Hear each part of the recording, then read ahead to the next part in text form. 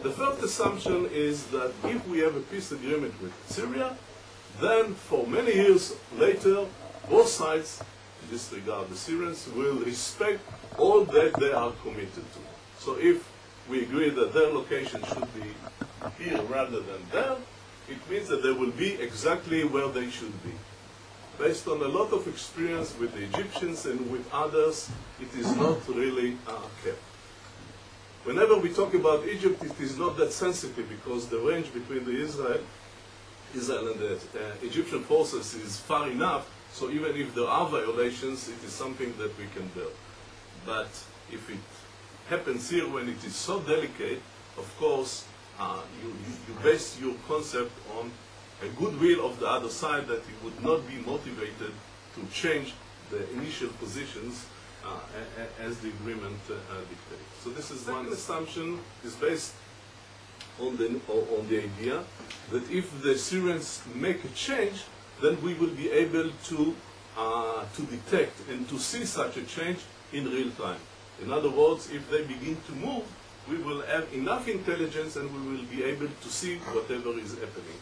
This is a very dangerous assumption, especially when today we have a lot of intelligence positions all along this line, and according to this future peace agreement, if we achieve it, there would be only one station somewhere around the mountain Hermon, and the people who would be there are not necessarily going to be Israelis. In other words, we base much of the intelligence on maybe other sources, and again, it might be very dangerous to base something on something that is. The third assumption is that even if we see a movement of the Syrian army, we will make the right interpretation in regard to the fourth element.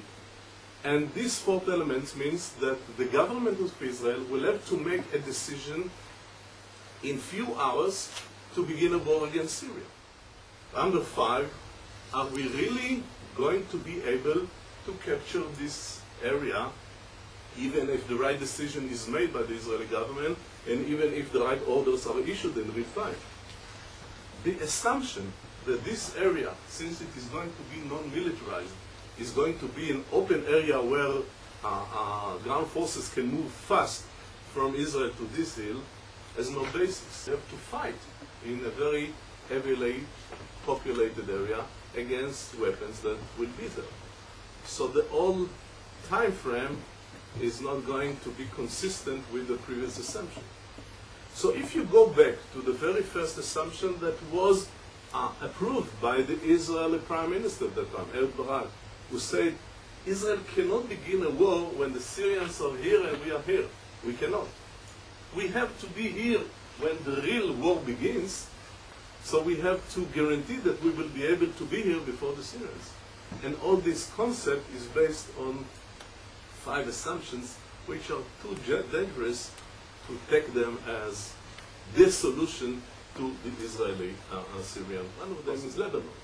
When we spoke about that 10 years ago, at that time, the assumption was that Lebanon was not only going to be a country that signed a peace agreement with Israel like Syria, but the assumption was that, of course, Hezbollah would be completely dismantled, and that there would be no dangerous Lebanese forces along this border.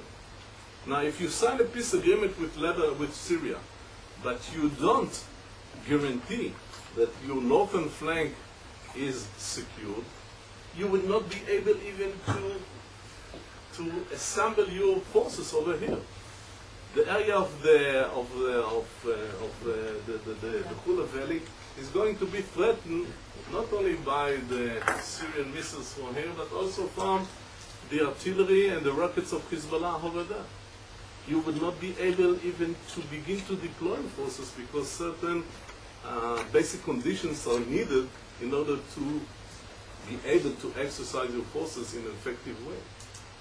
So if the problem of Lebanon is not solved as part of this matter, it is another dimension that 10 years ago was taken for granted. Today, as I said, during the negotiation in Turkey, it was not even mentioned as precondition for any progress.